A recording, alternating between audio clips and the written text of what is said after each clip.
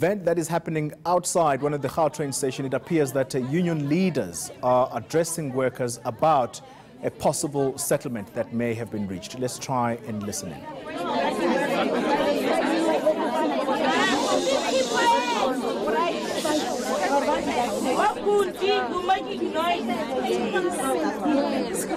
First, let me say, it's the fact that we're on strike from the 30th of June.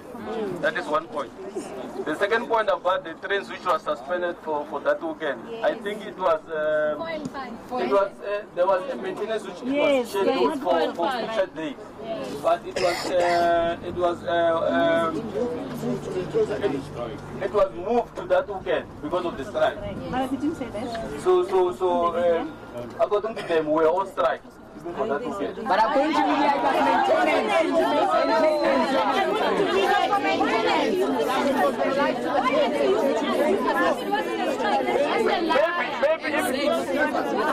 maybe if we can give the process for that thing of lockout to CCMA, then that will pronounce the way forward. Because now, for those questions, we ask Sita. And obviously, whatever the answer, obviously it will be in favor of the company. So that's why we're taking this matter to the CCMA. The CCMA will pave a way forward.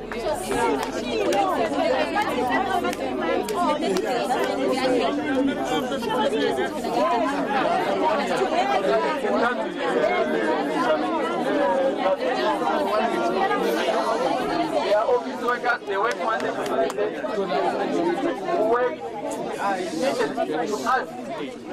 Sunday, Monday is a normal day.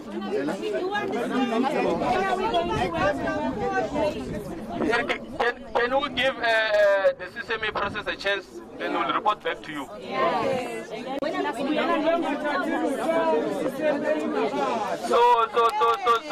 So now you must give us.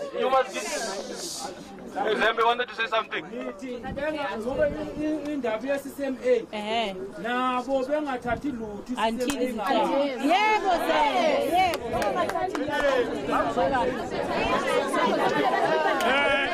Well, Oli, that's one of the leaders from the union addressing the workers here and basically telling them what are the conditions that they will be getting back to when they go to work. But essentially, they just said that they have accepted the terms. We just want to get, just the nitty-gritty, the detail, the intimate details of what those terms are. I'm just going to try and move in there. I know it's a bit unconventional for me, but I don't think I can be able to move. I'm trying to pull the Union Secretary General, Steve Harrison, to give us the details of what is actually happening and what the conditions are.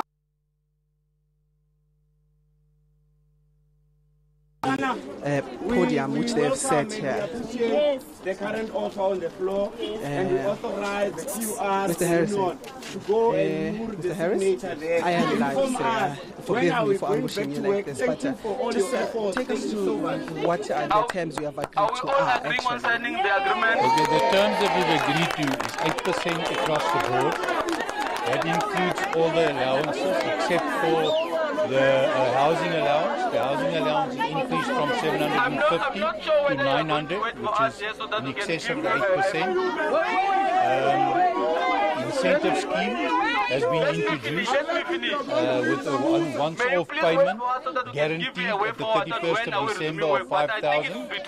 The second 5,000 will be measured in terms of the company's performance from September 1 this year till August 31, 2019, and payment will be made on the second 5,000 depending on the performance at the end of September 2019.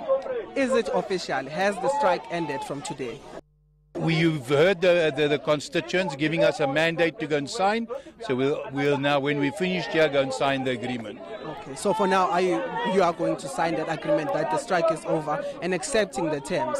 But let's just touch on the 8% across board. You initially wanted 10% and lowered to 9%. It seems as if you've compromised yourself too much in terms of that. Have you made this decision to provide for the incentives Look, the incentive has been a contention all along and has been one of the burning issues for us right from day one. And the 9% demand and the 10% demand was a demand initially, but we had a fallback position, so we went to the fallback position. And as long as the incentive was part of the agreement, and that's why you heard the comrades now giving us the right to go and sign the agreement.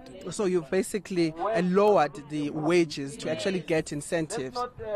No, we haven't, because if you go back to the company's offer, the company offered first 8.6% with no incentive. If we wanted an incentive, they offered us 7%. So that 1.6% was to fund our own incentive.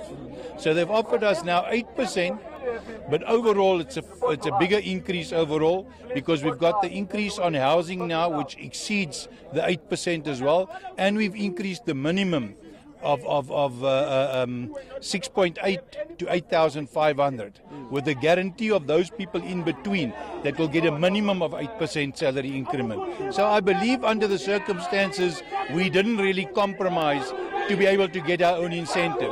We have now put the foot in the door to be able to participate in profits going forward. And just as a last question, they did make a mention of workers being able to use the Gautrain without paying for it, using their access cards. Is that the case? I think that is internal matter at this point in time, and it's not part of the agreement. It's unofficial. Okay. And for the people who are watching at home, the commuters of the Gautrain, will it be operational, and from when? It will be operational fully from tomorrow, obviously, because some of the people might return to work tonight, and obviously the majority will return tomorrow and Wednesday the latest. All right, thank you. There was Steve Harrison, the Secretary General of the union, basically telling us that the workers have accepted the conditions that they have been given, or rather the offer that's been put on the table. It seems as if there is a bit of a compromise from the workers, saying that they wanted incentives more importantly than anything else, as well as the housing, which they have got, but at a compromise of that 0.5, 0.6%.